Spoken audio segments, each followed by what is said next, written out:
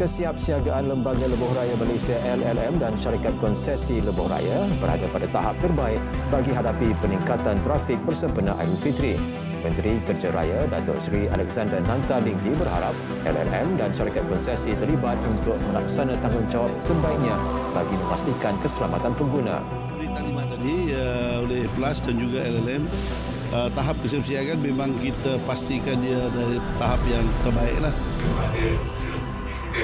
Ini sebagaimana kita tahu dia ada sudah tahu ada media sosial juga dan trafik. Pasukan Ronda Emergency Response Team ERT juga diingatkan agar memastikan tempoh tindak balas cepat sekiranya terdapat sebarang insiden di Lebuh Raya.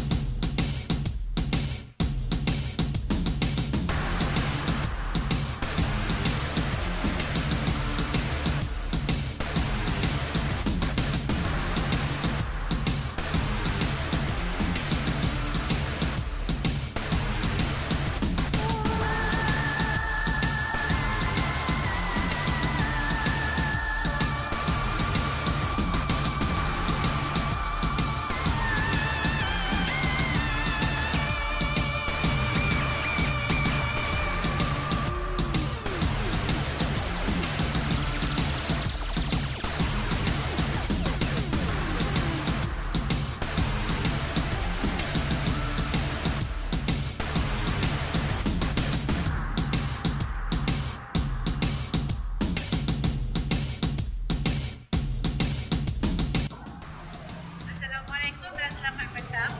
6 April 2025 jam 7.35 petang. Kondisi ke Seremban arah utara maknanya masih lagi diaktifkan. Sekian, terima kasih.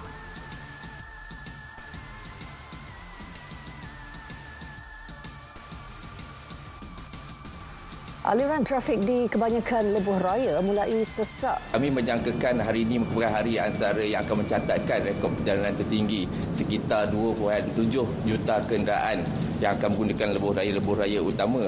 Memasuki ruang ibu kota Kuala Lumpur.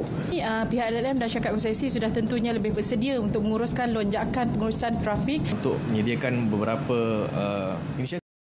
Bagi menyempurnakan titah perintah ke bawah Duli Yang Maha Mulia Sri Paduka Baginda Yang di-Pertuan Agong, setelah diperkenankan oleh Duli-Duli Yang Maha Mulia Raja-Raja, maka adalah dengan ini saya mengisytiharkan bahawa tarikh Hari Raya Puasa bagi negeri-negeri seluruh Malaysia telah ditetapkan pada hari Isnin 31 hari bulan Mac 2025.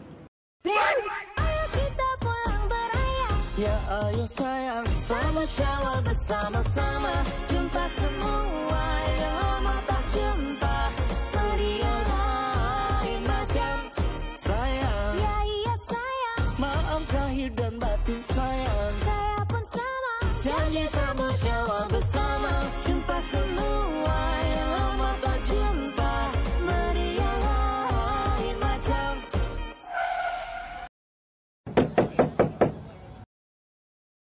Kami daripada LLM mengucapkan Selamat Hari Raya Aidilfitri. Maaf zahir dan batin.